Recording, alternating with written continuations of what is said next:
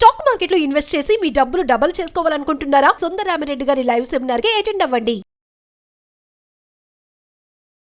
నమస్తే, welcome to Suman TV. ప్రస్తుతం మనతో పాటు motivational speaker and personality development coach Ram మెట్టు గారు ఉన్నారు. వీరితో ఈరోజు కొన్ని విషయాల గురించి మనం డిస్కస్ చేద్దాం.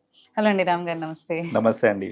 ఉమెన్ అయినా మెన్ అయినా కానీ కొన్ని పనులు ఏమైనా చేయడానికంటే ఇన్ సొసైటీ ఆర్ ఎల్స్ వాళ్ళ ఓన్గా వాళ్ళ ఫ్యామిలీలో ఎక్కడ చేయాలన్నా కానీ జడ్జ్ చేస్తారేమో నన్ను పీపుల్. అంటే ఈ పని వల్ల తిను ఇలాంటి వాళ్ళే అని అనేసుకుంటారు, లేదంటే ఇది చేస్తే ఏమనుకుంటారు, అది చేస్తే ఏమనుకుంటారు అని కొన్ని పనులు చేయకుండా ఆపుతూ ఉంటారు. సో దాన్ని ఓవర్కమ్ చేయడం ఎలా? ఎస్ అండి, మనం రెగ్యులర్ గా చూస్తూ ఉంటాము. Exactly. Like all just not women అండి, మెన్ కానీ విమెన్ కానీ కిడ్స్ స్టూడెంట్స్ ఎవరన్నా సరే ఒక పని చేసేటప్పుడు దే గెట్ స్కేర్డ్, లైక్ ఎవరిని ఏమైనా అనుకుంటారేమో అనేసి.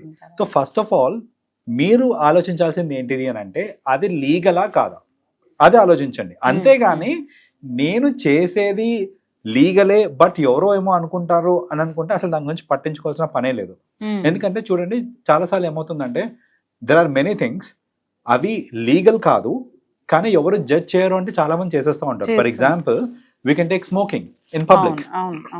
ఇప్పుడు మనం వెళ్తూ ఉంటే దారి పొడుగునే చూస్తూ ఉంటాం, చాలా మంది ఏంటంటే రోడ్ల మీద నించొని సిగరెట్లు తాగుతూ ఉంటారు. అది యాక్చువల్గా యాజ్ పర్ లా కరెక్ట్ కాదు, కానీ ఎవరు జడ్జ్ చేయరు కాబట్టి పీపుల్ ఆర్ ఓకే, లైక్ వాళ్ళు తాగేస్తూ ఉంటారు రోడ్డు మీద. There are many things which are absolutely fine, కానీ అది చెయ్యాలి అంటే జడ్జ్ చేస్తారేమో అనేసి చాలా మంది వెనకాడుతూ ఉంటారు.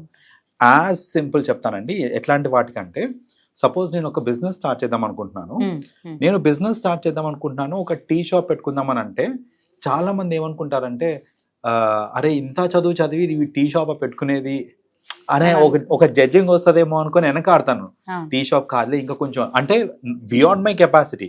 యాక్చువల్గా టీ షాప్ అనేది నా కెపాసిటీలో ఉంది, లేకపోతే అది నా ప్యాషన్. యూనో సమ్హౌ నాకు బాగా వచ్చు, నేను చేస్తే బాగా సక్సెస్ అవుతాను అనేసి నాకు గట్టి నమ్మకం ఉంది. కానీ ఈ నలుగురు ఏమన్నా అనుకుంటారేమో అనేసి నేను ఆగిపోతూ ఉంటాను. లైక్ యూనో టీ కొట్టా ఏంటి అనుకుంటారు అనేసి.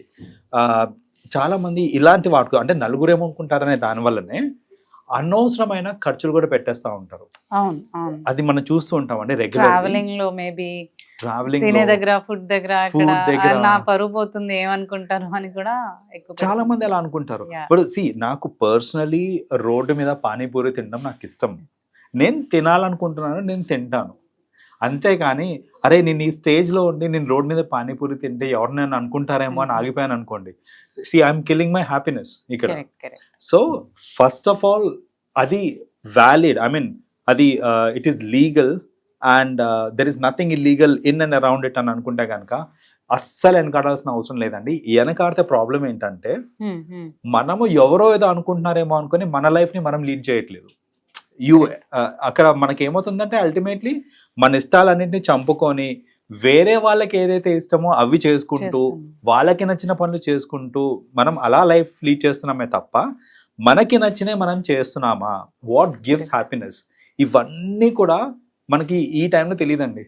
ఎప్పుడంటే ఒక 50-60 క్రాస్ అయిన తర్వాత మనకి రియలైజేషన్ వస్తుంది, చాలా లైఫ్లో నేను ఏం మిస్ అయ్యాను అనేసి. సో ఇలాంటివి చాలా ఉంటాయి. ఇప్పుడు ఐ హావ్ ఆల్సో సీన్ అండి యంగ్ కపుల్స్ లో కూడా టు గెట్ మ్యారీడ్, వీళ్ళు ఏంటంటే ఫ్యామిలీస్ ఒకవేళ అవుట్ ఆఫ్ క్యాస్ట్ ఉన్నారనుకోండి, లైక్ బోత్ ది పార్టీస్ లో సేమ్ క్యాస్ట్ కాదు అనుకున్నప్పుడు జనరల్ గా కొంచెం గొడవలు అవి అవుతా ఉంటాయి. కొందరు ఒప్పుకుంటారు, కొందరు ఒప్పుకోరు, ఇవన్నీ అవుతాయి. ఒప్పుకోనప్పుడు ఏంటంటే some times I have seen that ఇంకా వీళ్ళు కాంప్రమైజ్ అయిపోతారు. సరే ఒప్పుకోవట్లేదు, లేకపోతే వేరే క్యాస్ట్ అమ్మాయి కదా చేసుకుంటే మా చుట్టాలందరూ ఏమన్నా అనుకుంటారేమో అనుకొని ఇలాంటి థాట్స్ తోటి ఏంటంటే some times they give up on the relationship also. కానీ లేటర్ దే రియలైజ్ నేనేం మిస్ అయ్యాను లైఫ్ లో, ఎలాంటి పర్సన్ మిస్ అయ్యాను, అయిపోయేది అని. ఇవన్నీ ఏంటంటే లేటర్ రియలైజేషన్స్ వస్తూ ఉంటాయి.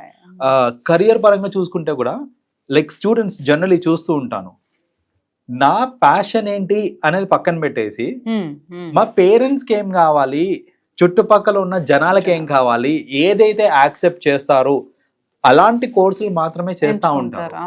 Suppose personally I'm live example అండి. నేను ఫస్ట్లీ హోటల్ మేనేజ్మెంట్ చేద్దామని అనుకున్నాను నేను. ఓకే. కానీ హోటల్ మేనేజ్మెంట్ చేయటం అని అంటే దాంట్లో కుకింగ్ ఇన్వాల్వ్డ్ ఉంటుంది, క్లీనింగ్ ఇన్వాల్వ్డ్ ఉంటుంది, ఇవన్నీ ఉంటాయి.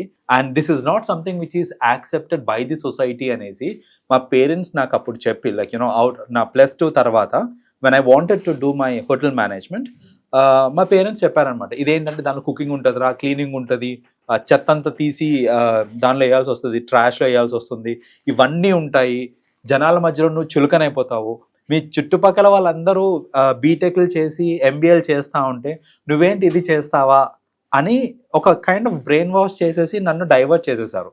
సో ఇప్పుడు చూడండి, ఇలా నాకు తెలిసి చాలా మంది స్టూడెంట్స్ కూడా ఇదే అవుతూ ఉంటుంది. ఏంటంటే కొందరు వాళ్ళ ప్యాషన్ కూడా చెప్పుకోలేరు. లైక్ మా కజిన్ ఒక అతను ఉన్నాడండి, like he's very passionate about photography. అంత ప్యాషన్ అంటే మన ఫొటోస్ తీస్తే కూడా చాలా బాగా వస్తాయి అసలు యాక్చువల్గా అవుట్పుట్. అంత ప్యాషన్ నుండి వాడు ఫోటోగ్రఫీ మీద ఒక ప్రొఫెషనల్ కోర్స్ చేసి దీన్ని నువ్వు ఫుల్ టైమ్ కెరియర్ కింద తీసుకోవచ్చు కదరా అని అంటే వాడే అందరు మళ్ళీ నన్ను ఒక ఫోటోగ్రఫర్ అంటారు అంటే వాడు డిగ్రేడ్ చేసేసుకుంటున్నాడు వాడిని. అంటే ఒక at the end of the day photographer అంటారు, ఇది ఫోటోగ్రఫీ అంటే అది ఒక చులకన, ఇవన్నీ ఉన్నాయి మనకి. సో దాని వల్ల ఏంటంటే పాపం అతను he gave up photography and then ఏదో కంపెనీలో వర్క్ చేసుకుంటా ఉన్నాడు. బట్ చాలాసార్లు సజెస్ట్ చేశాను కూడా నేను అతనికి, అరే జనాలు ఏమనుకుంటారు పక్కన పెట్టేసి నీకు ప్యాషన్ ఉన్నది నువ్వు చేస్తే ఖచ్చితంగా సక్సీడ్ అవుతావు. ఎంతమంది ఫోటోగ్రఫర్స్ ఉన్నారండి, they charge lakhs of rupees. అంటే ఒక ఫోటో షూట్ చేయాలి అని అంటే they charge lakhs of rupees. So అది ఏమి తక్కువ ఇది కాదు. కానీ ఏంటంటే ఈ నలుగురు ఏమనుకుంటారు అనే ఈ థాట్ తోటే వెనకడిగేస్తూ ఉంటారు అన్నమాట. సో వాట్ ఐ సజెస్ట్ ఏంటంటే, నలుగురు ఏమనుకుంటారు అని అంటే మీకు నచ్చింది మీరు చేయలేరు. మీరు చేయాలనుకున్న పని లీగల్ అయితే, మీకు అది ఇష్టమైతే ఖచ్చితంగా చేయండి. ఉన్న ఈ ఒక్క లైఫ్ని ఎంజాయ్ చేయండి. అంతేగాని నలుగురు ఏమనుకుంటారో అనుకొని దాన్ని గివప్ చేసి ఒక అన్హ్యాపీ లైఫ్ లీడ్ చేశారంటే లేటర్ రియలైజేషన్ వస్తుంది, బట్ వచ్చి కూడా వేస్ట్, ఆ పాటికి టైం కూడా అయిపోతుంది. సో మనకు ఒక ఇండివిజువల్ అనుకుంటున్నారు మీరు అన్నట్టు, నలుగురు గురించి పట్టించుకోకుండా ముందుకు వెళ్దామని అతను ప్రిపేర్ అయ్యాడు అనుకోండి. బట్ ఫ్రెండ్స్ అండ్ ఫ్యామిలీస్ కూడా మోటివేట్ చేయాలి కదా. అంటే ఇప్పుడు తను ప్రిపేర్ అయినా కానీ డిగ్రేడ్ చేసేది మనకు ఫ్యామిలీలో కూడా కొంతమంది ఉంటారు. ఇప్పుడు ఫాదర్స్ కొంతమంది ఉంటారు, మీరు అన్నట్టు లేదు ఈ కోర్స్ చేస్తే నలుగురు ఏమనుకుంటారు అని పుష్ చేసేస్తూ ఉంటారు కదా వేరే దానికి. సో అలా ఫ్యామిలీ నుంచి ఎలా సపోర్ట్ ఉండాలంటారు? ఖచ్చితంగా ఫ్యామిలీ అండ్ ఫ్రెండ్స్ నుంచి సపోర్ట్ ఉండాలండి. వన్ థింగ్ ఏంటంటే, మీరు మోటివేట్ చేయగలిగితే మోటివేట్ చేయండి, యాజ్ అ ఫ్యామిలీ మెంబర్ కానీ యాజ్ అ ఫ్రెండ్ కానీ ఒకవేళ if you're not liking it అంటే వాళ్ళు చేసే పని మీకు నచ్చట్లేదు ఆర్ మీరు దాన్ని డిమోటివేట్ చేయడానికి మాత్రం ట్రై చేయకండి. బికాస్ చాలా తక్కువ మంది బయటకు వచ్చి వాళ్ళకి కావాల్సింది వాళ్ళు చేసుకుంటున్నారు. అలాంటప్పుడు సపోర్ట్ అనేది చాలా అవసరము. ఇక్కడ సపోర్ట్ అని అంటే యాజ్ అ సైడ్ మీరు పాజిటివ్ గా సపోర్ట్ చేయగలిగితే చాలా మంచిది. కానీ సపోర్ట్ చేయలేను అని అంటే దట్స్ ఓకే, కామ్ గా ఉండండి, అంతేగాని చేసే వాళ్ళని చెడగొట్టద్దు. ఇది చాలా ఇంపార్టెంట్. అది పేరెంట్స్ దగ్గర నుంచి కానివ్వండి లేకపోతే ఫ్రెండ్స్ దగ్గర కానివ్వండి. జనరల్ గా ఏమవుతుందంటే ఇలా డిమోటివేట్ చేసి నెగిటివ్ వర్డ్స్ మాట్లాడేసరికి అది ఉంటుంది చూడండి, ఒక మీమ్ కూడా ఉంది, చేసే 3 ఉత్సాహం అన్ని సర్వనాశనం అవుతాయి. So something like that. అంటే ఏంటంటే చేసే వాళ్ళని కూడా చేయనీయకుండా అయిపోతూ ఉంటది. కాబట్టి నా సజెషన్ ఏంటంటే, మీరు మోటివేట్ చేయగలిగితే చేయండి, చేయలేను అంటే డిమోటివేట్ చేయకండి. అండ్ డిమోటివేట్ చేసే వాళ్ళు మన చుట్టూ చాలా మంది ఉంటారు, అనవసరంగా వాటిని పట్టించుకోవద్దు. వాళ్ళు చాలా మంది అంటుంటారు నీ వల్ల కాదురా ఇది, నువ్వు ఇది వేస్ట్ రా, ఇలాంటివి అంటూ ఉంటారు.